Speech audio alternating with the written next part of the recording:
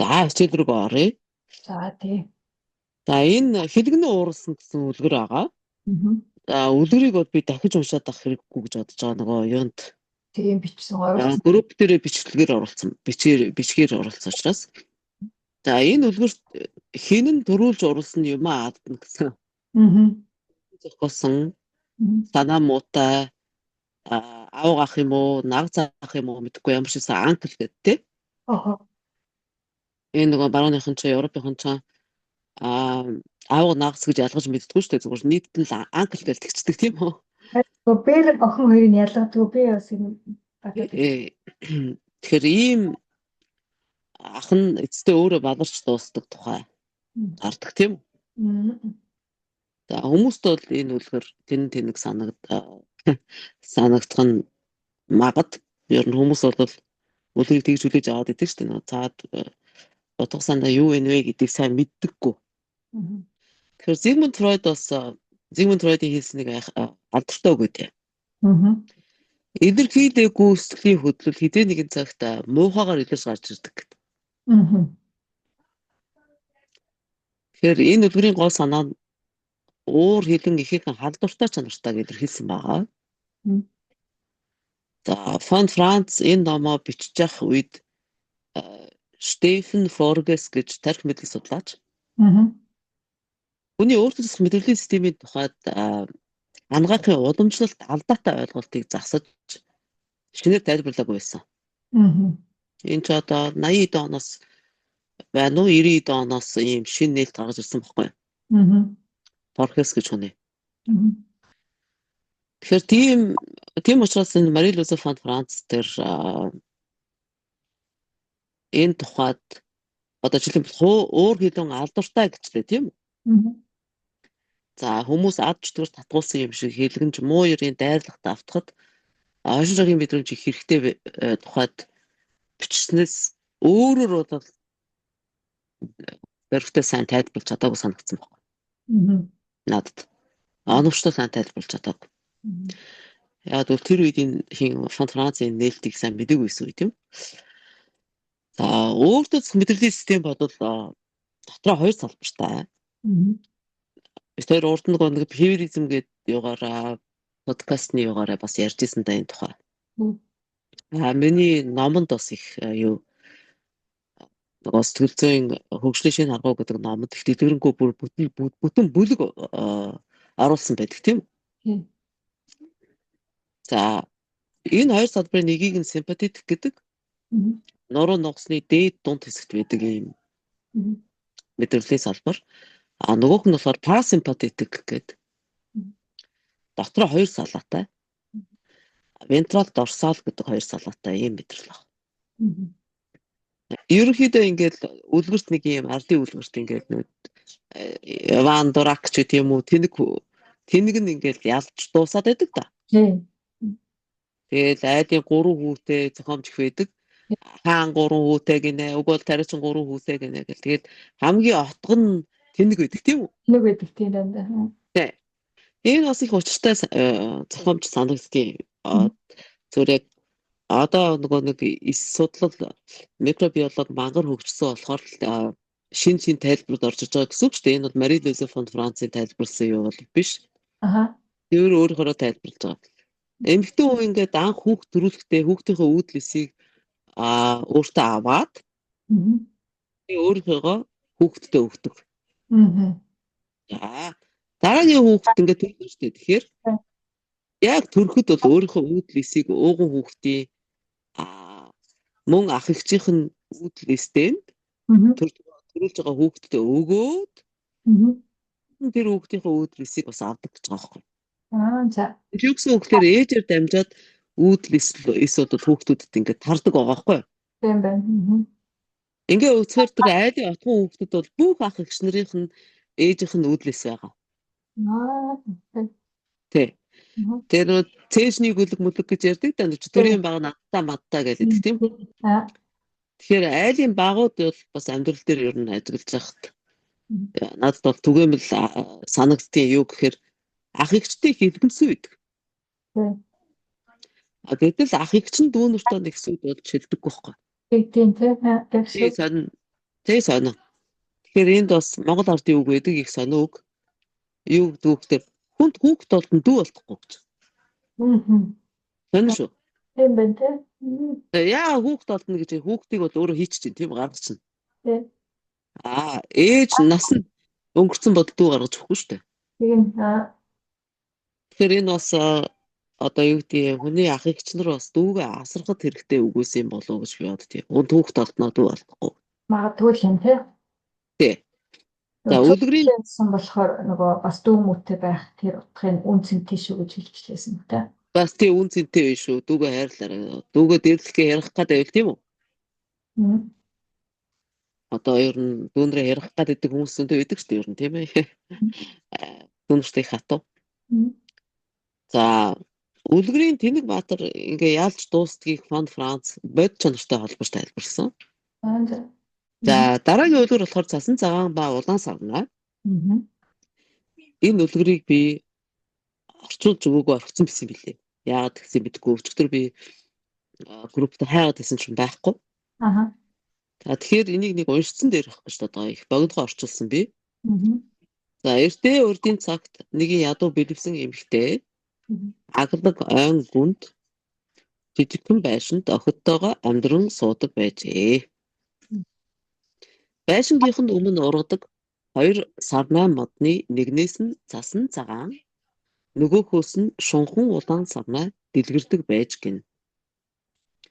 Хоёр охин сарнай цэцэг луга үзэгсэлэнтэй тул ээж нь нэгийг нь цасан цагаан нөгөөг нь улаан сарнай гэж өхөөрд нь нэрлсэн юмсанжээ. Охид ажилсаг зөөлөн үнэнч бөгөөд ээжийнхээ адил сэтгэл ариун хүмүүс байлаа. Цасан цагаан дөлгөөн даруухан улаан сарнай сэргэлэн цовоо. Бие биенээ эгчдүүсийн хайраар нандинан ямагт гар гараасаа хөтөлцөн алхдаг байжээ. Ойд орж жимс түүж явахад нь зэрлэг араатан тэдэнд талдж байсангүй.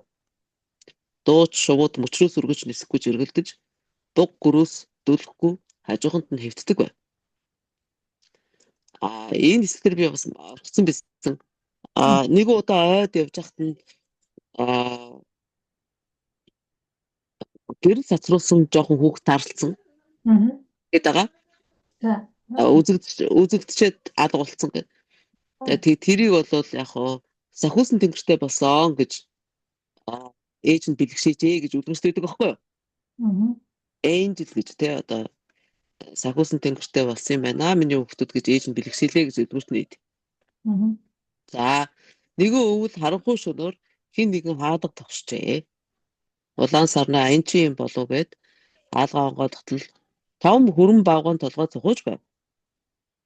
Хүүхдүүд айж цоцсонд ээж нь айгаад хэрэггүй орж ирээд гадын дэргэд дулаацгээ гэжээ. Бавгаа тэднийд орж ирээд октын дэргэд номхон суужээ. Охид ч түүний цасыг нь цэвэрлж галд дулаацуулжээ. Тэр цагаас хойш бавгаа тэдний гэрийн нэгэн гишүүн мэд орж гарсаар өвлийг үджээ. Өдөр ойгоор хисээд үдш нь эргэж ирдэг. Охид бавгааг бүр унаж тоглодог байв. Өвөл өдөрч хавар болмогт бавгаа одоо би хэсэгтээ ирж чадахгүй. Муу ёрын одоо миний эрдэнсийг булаахаар ойгоор сүйтгэн гитэж байгаа тул би мөшгөж харуулдах хэрэгтэй гэд явжээ. Охид ойд эргэлж наадаж яваад нэг бүс удаа тэр одоотой таарч модны ан цавд сахлаа авчууд нь твдэж байхад нь сахлыг нь хайчилж сулалсанд баярлсангүй. Харин ч ууралж загнажээ. Загсны утсандаа орооцолдож чирэгдээд мөнгөж байхад нь таарстаа сахлыг нь дахин тайрч сулахад бас л баярлсангүй харин ч хашгичин зүхэж гинэ. Бүрэгдэд шүүрүүлээд байхад нь бүрэгдийн савраас чөлөөсөнд бас л талархсангүй харин ч хилэгнэн хараа зүхэлд урсгажээ. Сүүлийн удаа одоо ганцаараа эрдэнсийн чулуу дэлгэн сууж байхад нь ойд явсан охид тааралдаад моддын завсраас тааралдаад байж идэл моддын завсраас хүрэн бавгаа гинт гараад иржээ. Одоо өвтлээ айгаад өршөөгөөрөө эргэн бавгаа минь эд баялгаа бүгдийг өгье. Энэ хоёр охиныг авч идээ.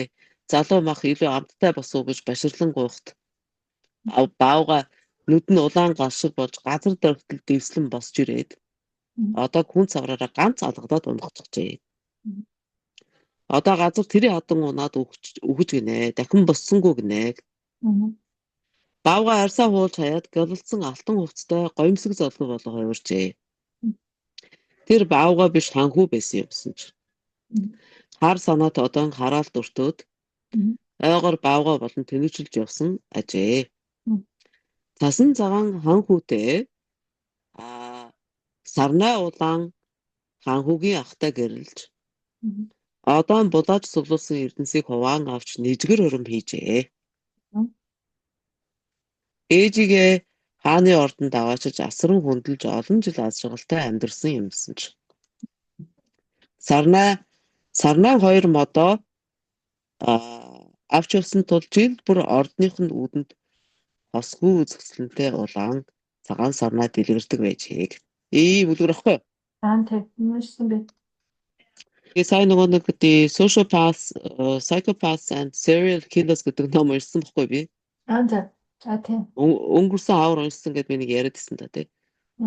Тэгээ тэн дээр одоо амар муухай олон хүний амнаас яасан бүрлгсэн гаж домтой эмэгтэйчүүдийг хүчрхийлж алсан хүүхдөөс өчөнд чалсан болсон тийм хүмүүс байгаа байхгүй. Тийм хүмүүсийг бол гай олж ирсэн засарсан гэж одоо энэ юунууд Залматны сүмийнхэн хөөцөлдөж гаргацдаг. Хөөцөө. Их сонин. Яг тэр гарах гэж угаасаа Залматны сүмийнхэнд одоо худлаа дүрсгэж засарсан бол жүжиглдэг байж магадгүй. Тэнд одоо буйны ажилд их оролцож сайн дураараа тийм үү? Магадгүй тийм. Шоронд одоо ял идэлж явах хугацаанд тийм. Үгүй бол энэ ерөөсөө нийгмийг ингэж дотроос нь яаж айц хүчтэй байлгах гэсэн ийм бас тий улс төрийн бодлогын чанартай ийм механизм ажиллаж идэг гэж магадгүй байхгүй их санаа. Яг тийм. Тэгээ нөгөө хүмүүсийг гаргангуут айгуу санаа. Дахиад бахан алчдаг байхгүй. Тэгэл эргээгээд бөөн шууган болол нөгөө төч. Тэгээ нэг баахан хэрүүл одоо хэвлэл мэдээл дээр яа энэ хүмүүсийг гаргасан гэх. Тийм. Тэр монголчуудын хувьд ч гэсэн бас сэтгэл зүйн хувьд бид нар бас анхаарах хэрэгтэй ингээ. Яагаад чи тийм бол одоо энэ лам нар шүү дээ. Яагаад энэ муу хүмүүсийн юг нь цайруулж байгаа юм бэ? Тийм. Ном уншиж байгаа гэдэг шүү дээ. Тий. Ерөөсөө гайж байгаа байхгүй юу? Тий. Тэгэхээр яагаад бид нар муу хүмүүс ер нь туслаад толгойг нь илүү яваад байх хэрэгтэй тийм ээ? Тийм шүү дээ ер нь. За тэгээ бас ийм муу хүмүүс ч бас худлаа өөрсдөө сайн үс хийж байгаа нэрээр баах эрх мэдэл цуглуулдаг.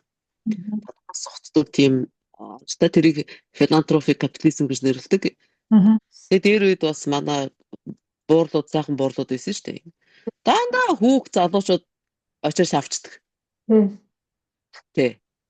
Тэгээд бид нартэй инээж хөхрөөд юм ярьж идэг. Тэгээд загинж юм уу зэмлээд ингээ азаж хайраад ээж юус тийм байдаг. Бүгдээрээ яриад идэгс тий.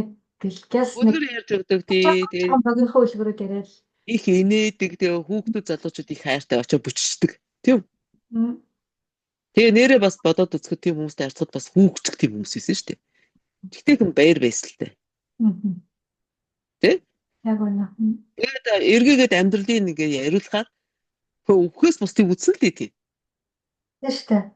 Тий. Тэгээ чинь өөрөө экстрим юм чинь мал хоо тайл өвлийн зууд мод тэгээд зөндөл юм үзэж байгаа шүү дээ тий. Тэгэхээр хүнд гайхал төрүүлдэг байхгүй. Хөөх яана энэ хүн чи ийм үтсэн би чи яагаад ийм юутай юм бэ? Өөдрөг юм бэ. Ийм гоё өөдрөг, ийм гоё цаг жавхлантай, ийм гоё гэрэл сацруулсан. Яагаад ийм өөдрөг амьдрал талуу хайртай хөр юм бэ гэж бодож байна тийм үү? Тэгээ англиар тэгсэн байгаа юм л та. Becoming children again means to not to stay in the kindergarten тий. Дахиад хүүхд болно гэдэг чинь цэцэрлэгтэй гацчаад байгаад байхыг хэлж байгаа биш шүү гэж. Тий. But to outgrow it and become adult, aware of the problem of evil in the world. Энэ хороогийн муу мухай гэдгийг яг жинхэнэ мэддэг тэр асуудлыг шийдэж чаддаг зоригтой.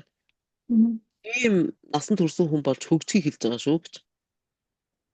Тэгжээж эргээд тэр дотоод одоо бодмөрийн чанараа алдахгүйгээр амьдрч чадсан хүн бол бодгол болно. Тэгээд эргээд хөгжиж болно гэдэг. Тэр ийм л учиртай юм бэлээ. Тэгээд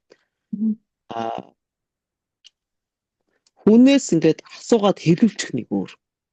Тийм ээ?